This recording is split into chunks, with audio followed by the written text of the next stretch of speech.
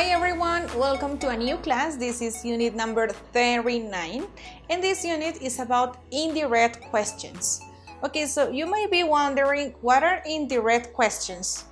So far you know direct questions, yes? When you say where are you from, what time do you work, when did you go on vacation, yes? Those are direct questions. They start with a WH, the auxiliary and those things. An indirect question is when I have another question before, and that's very common in real language. For example, I want to say in Spanish, ¿podrías decirme dónde está la estación? So, ¿podrías decirme is one question, ¿dónde está la estación is the second question. So this is an indirect question. Or when I say in Spanish, ¿tú sabes dónde queda el supermercado? ¿Tú sabes? Question number one.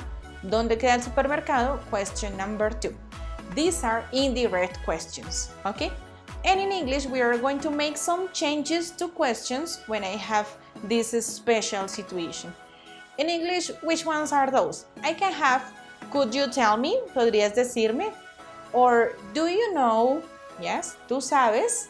Those ones are the most common. So let's see some examples so that you find out the little changes you have to make. Let's see. So they are indirect questions.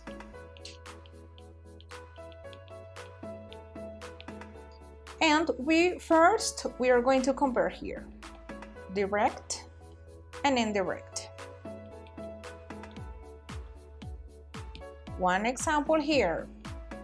Where is the bank? ¿Dónde está el banco? Where is the bank? But here, I will start with, could you tell me? ¿Podrías decirme? Could you tell me? Or do you know?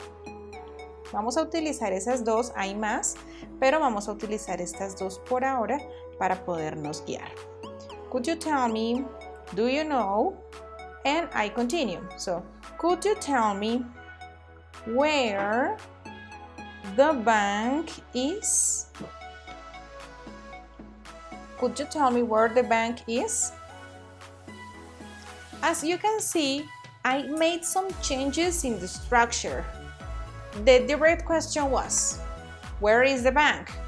Now I say, could you tell me where the bank is? Can you see? I use the object, the pronoun first, and then I continue with the verb. Okay? Like in the affirmative sentence, because I can say the bank is in front of the park, or the bank is. This is the same order I use for the question. Okay? Do you know where the bank is? You see? Do you know where the bank is? Could you tell me where the bank is? Yes, that's with verb to be. Let's check with a different example. Let's see a second example. Look, where does he work? Where does he work? ¿Dónde trabaja él? Now I say, do you know where he works? Do you know where he works? Do you know where he works? In this case, I say he works. Like in the affirmative sentence, I use the S and the subject. Yes, I don't use does anymore. Yeah? As you can see, I have two questions in one, but there is only one that has the structure of a question. Do you know? Because the other part is not a question anymore. It's an affirmative sentence. So I don't say, do you know where does he work? No. Do and does at the same time? No. Do you know where he works? Affirmative sentence, he works. Do you know where he works? Yes? Or if my question is, when does she come? ¿Cuándo viene ella? When does she come? Now I say, do you know when she comes? Yes? No, when does she come? Do you know when she comes? Okay, let's see one example in past. What time did the train arrive? What time did the train arrive? Now I say, could you tell me what time? Okay, what is the subject? The train. What time the train? And since this is in past, now my verb is in past. What time the train arrived?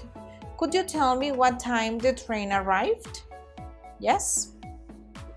So once again, you see that in the indirect sentence, I don't use two auxiliaries. Could you tell me when did? No, when the train arrived. Yes? And I use the structure of one affirmative sentence. Okay, these examples we have done so far were with WH questions, yes? What, when, where, why. But what if I have a yes-no question? For example, do you speak English? How can I say in Spanish, ¿tú sabes si ella habla inglés? That's different, yes? I have to make another little change. Let's see. So with yes-no questions, I have to make this. 1. Is she busy? This is the direct question. Is she busy? Now I say, do you know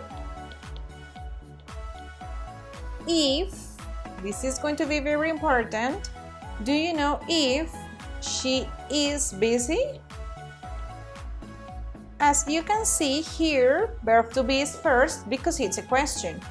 But here I have the structure of an affirmative sentence followed by the word if. Yes? A second example. Does he speak English? Now in the other, I say, do you know if he speaks English? Do you know if he speaks English? He speaks English, affirmative, and this is my original question. Okay, very easy. Another one, let's have an example with a modal verb. Can he swim? ¿Él puede nadar? But now I say, do you know if he can swim? ¿Tú sabes si él puede nadar? If he can swim. Look, this is my affirmative sentence. Okay, so that was very easy, right? The only thing you need to keep in mind is that I won't have two questions in the same question. Yes, just one, and the other sentence is now in the affirmative way. If it's a WH question, you continue with the WH. Do you know where she is? Do you know what time the train arrived? Do you know where she could go? Yeah? And if it's a yes-no question, I say if. Do you know if? Could you tell me if? And the affirmative form. So I invite you to include these indirect questions to your daily language because they are very common and you may listen to this from other people who speak English. And it's very important to understand them and to use them properly because it's very common to hear, do you know where does she live? No. Do you know where she lives? Yes. And that will improve our level and our speaking skills, okay?